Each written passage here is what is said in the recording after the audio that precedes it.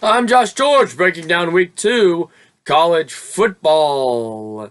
We're going to start with our day game. We have UCLA going to Norman to face the Sooners. The Sooners look a lot better in all assets of the game.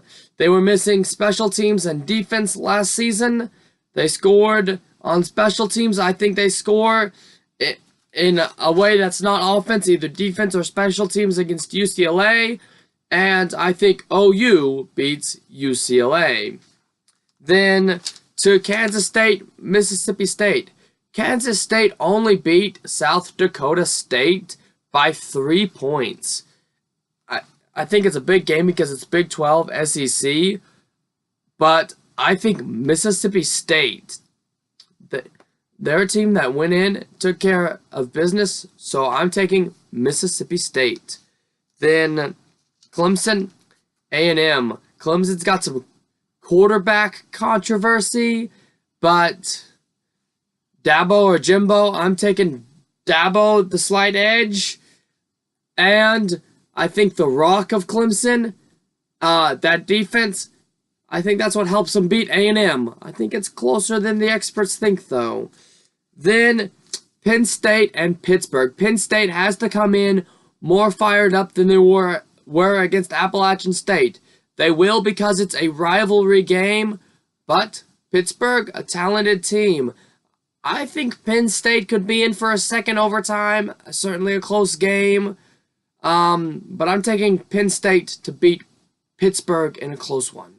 Then Michigan, the team that needs to bounce back the most. Michigan over Western Michigan.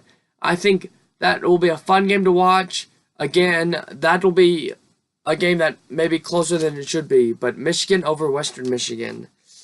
Then Georgia and South Carolina. Both of them played FCS teams. Austin Perry and Coastal Carolina both looked really good, but Georgia's got Swift and a ton of talent surrounding this running back.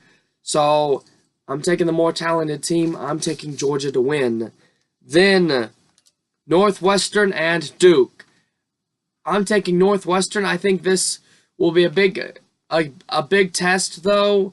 Just when you're looking at a comparison, when you're looking at the Big Ten and the ACC. But I'm taking the Big Ten. I'm taking Northwestern.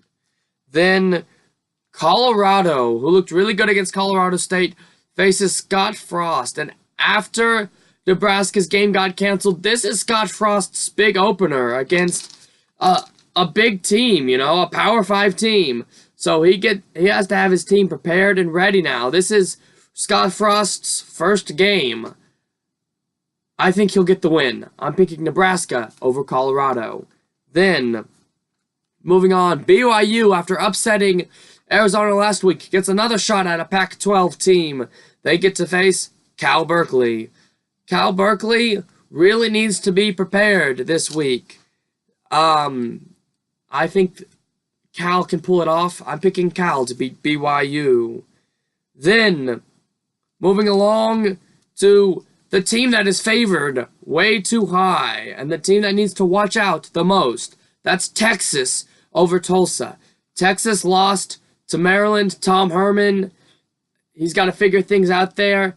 I think Texas pulls out a small win over Tulsa. Close, way closer than the spread actually is. Then my upset prediction for the week. Michigan State will lose to Arizona State. Now, Michigan State, I know they have 10 starters coming that are from last season, but they almost lost to Utah State. They trailed in the part of the fourth quarter. Arizona State took care of business. I think they played Utah, and Herm Edwards looked really good. Herm Edwards still on the sidelines for Arizona State. It'll be his second game, so I'm picking them in the upset. Now, the game of the week, Stanford USC. Now, Bryce Love was held to under 30 yards last week against San Diego State. USC certainly has a defense to do that. But the problem for USC will be in the pass game this week. J.J. Whiteside is the guy that Stanford will be throwing the ball to.